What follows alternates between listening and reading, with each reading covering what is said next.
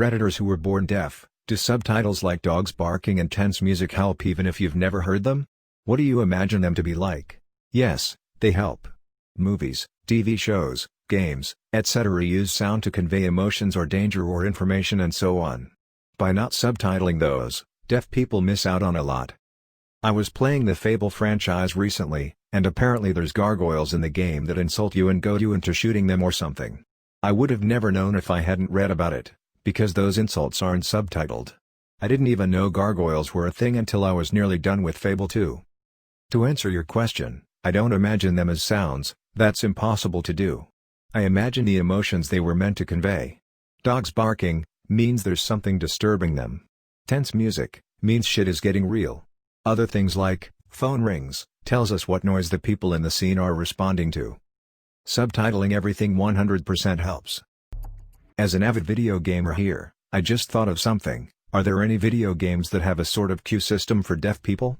Like, if something makes a sound, especially in third-person games, and most especially turn-based with large overhead views, like Dragon Age, there's an indicator on screen showing you where the sound came from, how loud it was, and maybe more specific accompanying subtitles. Man, thinking about all the games that require you to have to listen and follow a sound without visual cues, that's just gotta suck the fun out of it when you're deaf. Video game developer here, it's not universal, but in my experience over the last few years more and more folks are putting such extra care into UX. I'd like to say it's consideration for the deaf, but I'd say it's more a mix of A, considering different ways users play, such as with music off, and B, handholding, making things easier and more obvious to appeal to a wider market.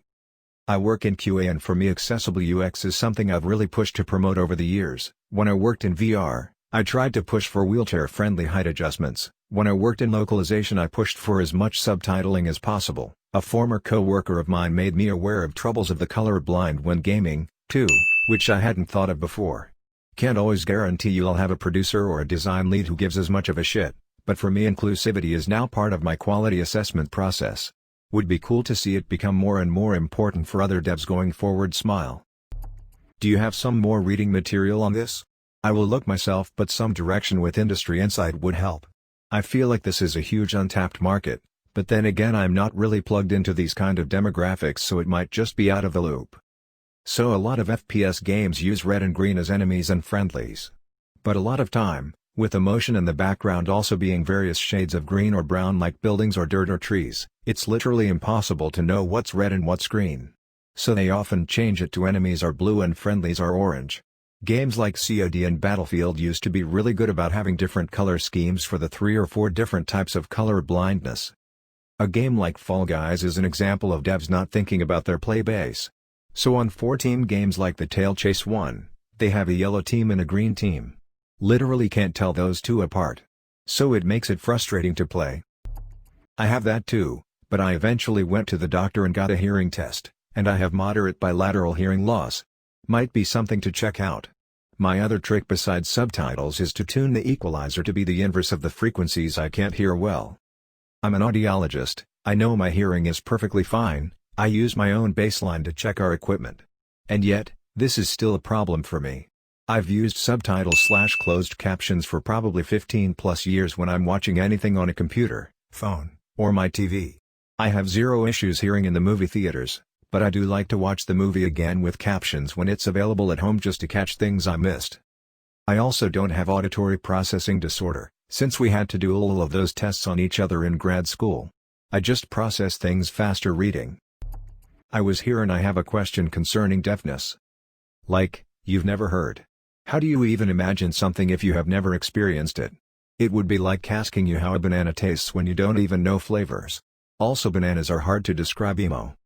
Edit, I am going to go around asking Mr. Jugal about deaf stuff. This one is from someone born profoundly deaf. Any actually deaf folk please prove or discourage, for I literally have no clue how deaf people do stuff. Also forgive any accidental dead word. Next thing I have learned, deaf people think and how they where to communicate, at least according to that article. The writer is pretty well educated so gonna assume he's good stuff. If someone learned sign language, he gonna think in sign language. Pretty rad, huh? Profoundly deaf means no hearing whatsoever. Some deaf people have partial hearing loss. Pointed out by you/Blaming1. I used to work in subtitling and both my parents are completely deaf, so I know a bit about this. Subtitles like dog barking do help as they are usually included if they are plot relevant, hence they can follow it better, and understand why someone looked up from their book in the show or whatever. Tense music and the like does not really help much beyond telling them the mood of the scene, as they have no real conception of what sound is, which answers your second question. My mom compares it to trying to explain color to a blind person. I'm moderately hearing impaired, but not deaf, so this doesn't quite answer your question, but I thought I'd chime in. I really appreciate these kinds of subtitles, as they can add context and help communicate something non-visual that the show or movie creator wanted the audience to pick up on. The sound of a dog barking may be the only hint they give that a family owns a dog, which becomes a plot point later. Tense music can prime the audience, me, to be on edge despite a scene otherwise seeming calm and relaxed. Mad respect to whoever's in charge of Netflix's subtitles, because they are absolutely top-notch. Netflix does have great subtitles. I'm hearing, though my right ear sucks.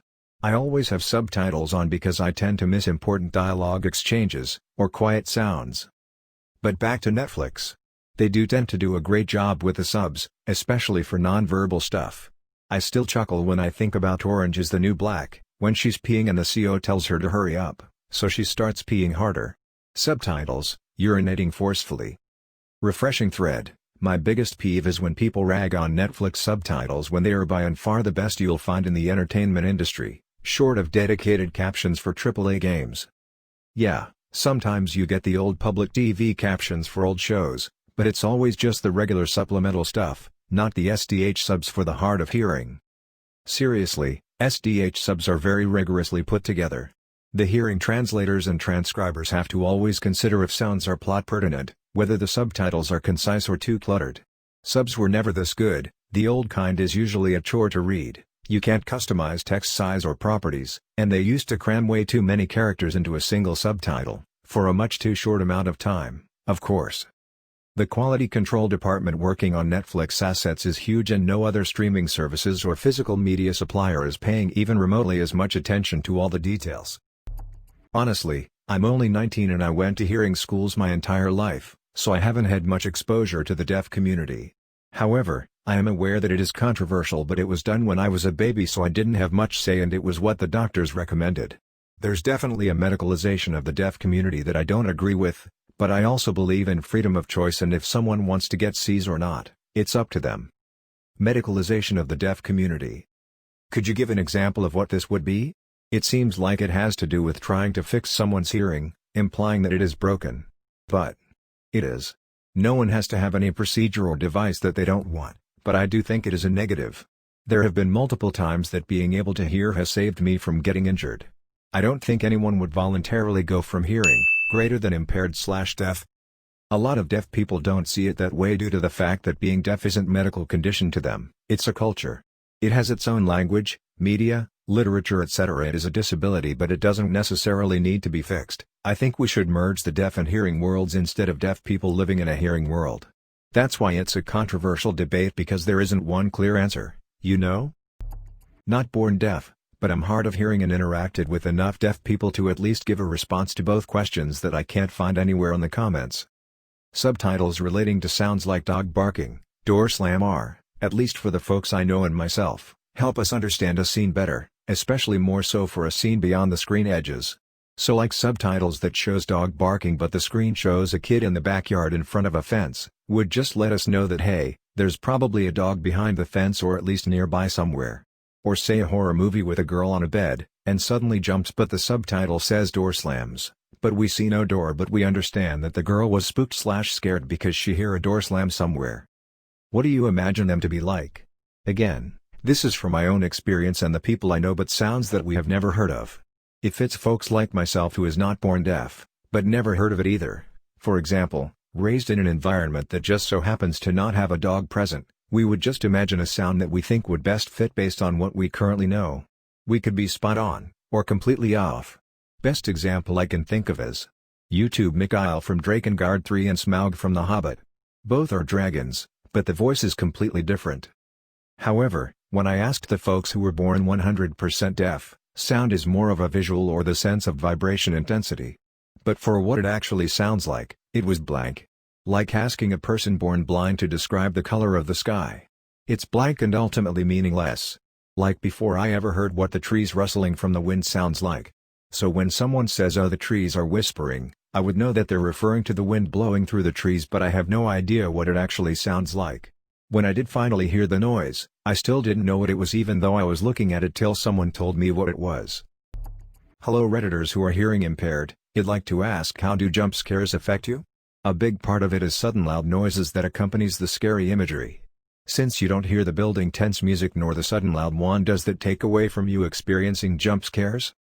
Many at-home movie watchers will tell that the key to not being as scared is to turn down if not mute the volume of a scary movie when you know the jump scare is coming. I was born deaf and wore hearing aids most of my growing years. I could hear soft sounds that would be loud to you. Once, long ago, I was invited by a cousin to watch Jaws with him. I thought, why not, it's not that bad. Needless to say, I was 100% wrong. The opening scene did it for me. I couldn't watch the rest of the movie. In fact, I refused to stay inside the house while he watched the rest of the movie. It was the tension, the music, the scene, just perfect and I couldn't handle it. Once I saw the shark, I was out the door. Side note, in high school, I got a cochlear implant and that legit changed my life. Still can't stand scary horror movies though.